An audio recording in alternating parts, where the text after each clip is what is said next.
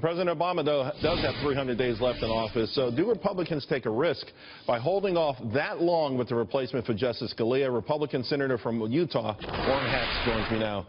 Senator Hatch, thanks a lot for taking the time out. A lot of folks saying this is a dangerous gambit on the part of the Republicans to come out in public and say, we're not going to confirm anyone that President Obama puts up. Bottom line, I mean, does that do some serious harm to the system and to the party? Well, it's nice to be with you, Charles, but the fact of the matter is I think everybody in this country knows that this is a crucial period of time, and this is a crucial nominee or nominations process. And I think Senator McConnell was right in saying that we're in the midst of one of the most controversial presidential elections in history, and it would be just awful to bring up a nominee that might be rejected by one side or the other in this process. And I have to say that I agree with him. I think that, you know, this hasn't been done before. The last time it was done was, I think, in 1916 when Charles Evans Hughes decided, I'm talking about a nominee during a presidential election year. Charles Evans Hughes was the Chief Justice, and he left the court to run for president. And so that was somewhat acceptable. But this is a very different thing, and almost anybody who looks at this would have to say, if it looks at it fairly, would have to say, yeah, I don't blame the Republicans for not wanting to have another very liberal justice on the court to change the whole tenor of the court because one of their great justices, Justice Scalia, died. Well, we all say that elections have consequences, and of course, right. Democrats are saying President Obama was reelected, and the American public knew that he would probably have a chance to appoint at least one more Supreme Court justice, and therefore the voice of the people are being nullified by Republicans here. They're being not just obstructionists, but they're also going against the will of the American people. What would you say to that?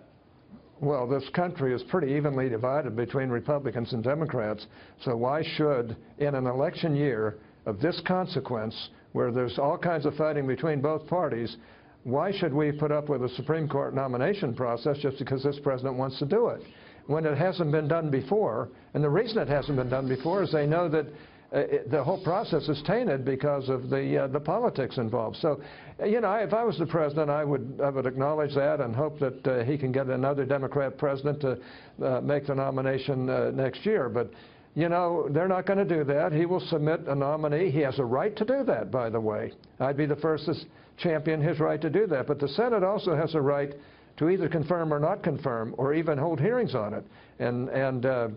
And I suspect, to be honest with you, that Senator McConnell was right to diffuse this issue and say this should not happen in this very intense election year, presidential election year, especially with what's happened in the past, and we're not going to do it. I think that's his attitude, and I think he's probably right. So, Senator Hatch, what kind of public, you know, of course, there's always different public relations angles, but if President Obama came through with a nominee within the next 30 days and the Senate held off no matter what, including what our previous guest called the interrogation of a lifetime, what could the public fallout be from that? Because people say, hey, you know what, a president is elected for a 4-year term, and essentially what the GOP is doing is limiting President Obama to a 3-year term. Well, I can't think of a Republican who would want another very liberal justice on the court changing the whole tenor of the court. And I think there are probably a lot of conservative Democrats who would feel exactly the same and would want to wait until the next election to see who is president. But, you know, the president has a right to submit a nomination, and we have a right to say no. And I think under the circumstances, I think Senator McConnell is 100% right.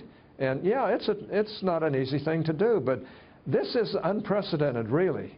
Do you feel that some of the pressure on McConnell is coming from this GOP race in which the outsiders are dominating, in part to the so-called establishment letting down the general public, and this is a chance for McConnell to come back and say, hey, we do think about the grassroots, or is just something he would have done on his own?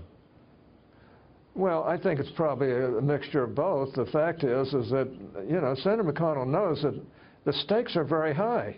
Here you have one of the most conservative justices in history who dies, a wonderful friend of mine, a tremendous justice, And during the presidency of one of the most liberal presidents, the most liberal president to have ever run for office and get elected, and I don't think any self-respecting Republican and even self-respecting Democrat conservatives will want this president to turn the balance of the court to the total left. It would take 10 years to straighten out the court after that. So, you know, it's involved here. Yeah. And everybody knows President Obama is very, very partisan, and that he's going to take whatever political advantage he can here. And do I blame him? No. But the fact of the matter is that Republicans know that, and they're not a bunch of simpletons who are just going to roll over and say, well, it's just a process that has to be followed. It doesn't have to be followed. It hasn't been followed. There's no reason to follow it in a presidential year that's as intense as this one is. And I just got to say, I think Senator McConnell is a wise leader, the best leader I've had since I've been in the Senate. And I think he's trying to diffuse this matter and do it in a way that says, look, it'll be up to the next president. There's no doubt also that the midterm elections had consequences, too, and that also aids Senator McConnell. Senator Orrin Hatch, really appreciate your time. Thank you very much. Nice to be with you, Charles. Thanks. You bet.